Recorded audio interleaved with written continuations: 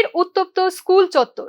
ঘটনা আগরতলা জিবি এলাকার নোয়াগাঁও কৃষ্ণনগর উচ্চতর মাধ্যমিক বিদ্যালয়ে শিক্ষক বদলির কারণে ও বিদ্যালয়ের শিক্ষিকার বিরুদ্ধে বিভিন্ন অভিযোগ এনে মঙ্গলবার ছাত্রছাত্রীরা স্কুলের সামনে আন্দোলনে সামিল হয়। তাদের অভিযোগ, শিক্ষিকা স্মৃতি নাথ ভালো করে ক্লাস করেন না, মোবাইল নিয়েই ব্যস্ত থাকেন।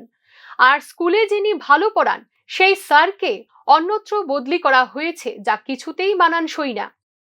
দীপেন্দু স্যার মানে ইংলিশ টিচার দীপেন্দু শর্মা, তো তাই ডিপোর্টিং এ স্কুলে এসেছিলেন, স্কুলে এসেছিলেন।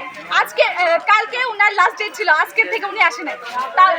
আর আমাদেরকে একজন স্যার বলেছিলেন যে ইলেকশনের সময় কোনো ডিপোর্টেশনের কোনো ট্রান্সফার কোনো হবেই না, কিন্তু আরেক স্যার বলছে যে দীপেন্দু স্যারকে ট্রান্সফার করার জন্য। আমরা এটার বিরুদ্ধে আন্দোলন করছি। আমাদের দীপেন্দু স্যারকে লাগবে মানে লাগবে।